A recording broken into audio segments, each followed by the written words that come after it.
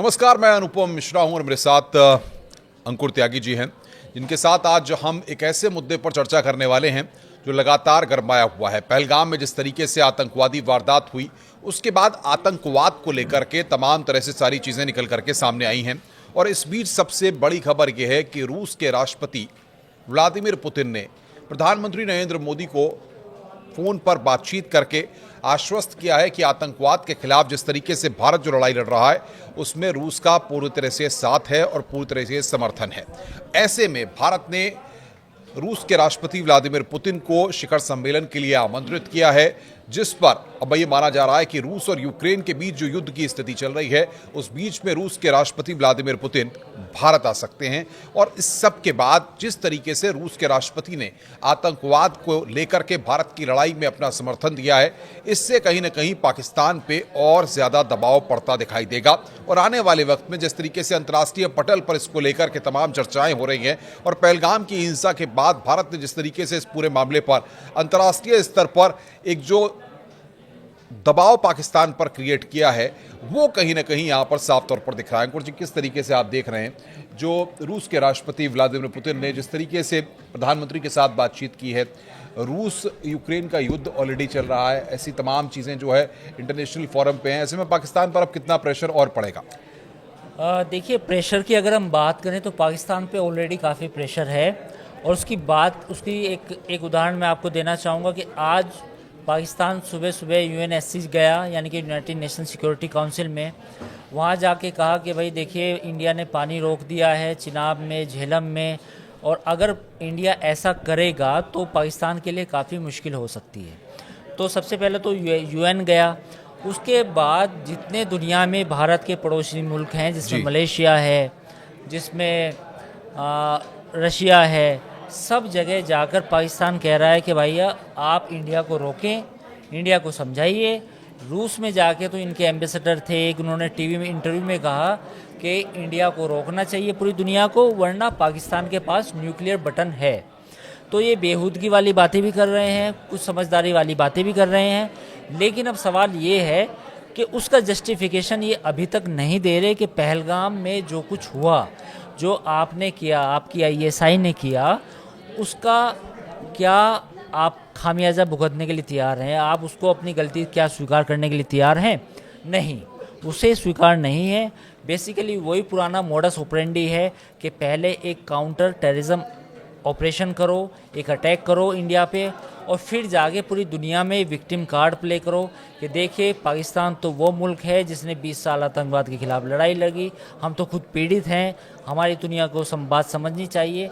तो पूरा वो गेम वही है कि पहले सबसे बड़ी बात यह है कि अगर हम देखें शिखर सम्मेलन की जो 22वीं बैठक पिछले बार मॉस्को में हुई थी, जिसमें प्रधानमंत्री नरेंद्र मोदी को वहाँ के रूस के सर्वोच्च सम्मान से भी नवाजा गया था, तो इस बार 23वीं बैठक जो है वो भारत में होनी है शिखर सम्मेलन की। और उसी के लिए प्रधानमंत्री ने जो है रूस के राष्ट्रपति व्लादिमीर पुतिन को आमंत्रित भी किया है।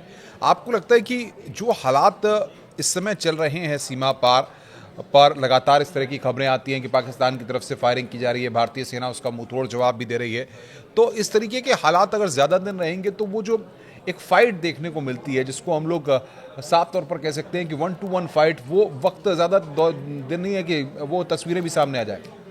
देखिए, सबसे पहले तो जो विक्ट्री डे परेड होनी थी वहाँ पे रशिया में, उसमें प्राइम मिनिस्टर को जाना था, डिफेंस मिनिस्टर को भी जाना था, लेकिन या तो डिफेंस मिनिस्टर जाते हैं, प्राइम मिनिस्टर, तो दोनों नहीं जा रहे। तो पहला अपडेट तो ये। अब दूसरा अपडेट ये है कि जो काइनेटिक एक्शन की बात आप कह रहे हैं, मुझे लगता है एज ए पर्सनल कि काइनेटिक एक्शन हो चुका है ऑलरेडी। वो इंडस वाटर ट्रीटी को एट अबेंस रखना, वो अपने आप में एक बड़ा काइनेटिक एक्शन था। लेकिन अब मुझे लगता है कि सरकार को काफ़ी सोच समझ के अगर डिले करती है तो हमें उस डिले को एक्सेप्ट करना चाहिए, क्योंकि पाकिस्तान को जितना देर लगेगी, पाकिस्तान उतना तड़पेगा जी। अब आप ये देखिए कि इस समय जब पानी रोका गया पिछले 2-3 दिनों में, तो पाकिस्तान को इस बात की बेचैनी लगी, वो दौड़ते हुए यूएनएससी गया। तो ऐसे ही काइनेटिक एक्शन की बात है कि काइनेटिक एक्शन जो है अभी जितना डिले होगा, it will be better for the India, कि हमें समझ में आ जाएगी पाकिस्तानियों को निचोड़, मतलब बेसिकली पाकिस्तानियों का जो पूरा सिस्टम है वो एक्सपोज हो जाएगा।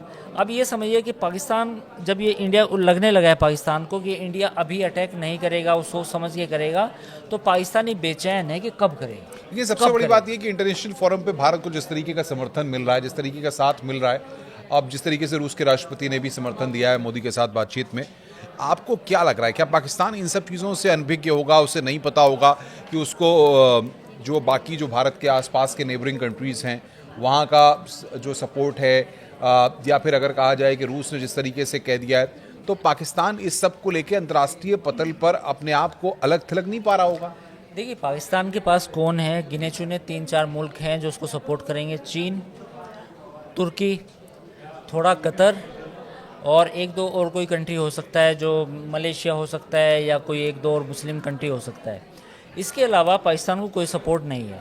रही बात इंडिया की, इंडिया दुनिया की पाँचवीं बड़ी अर्थव्यवस्था है, टॉप 5 में आता है, उसके साथ दुनिया के बिजनेस ट्रेड रिलेशन है।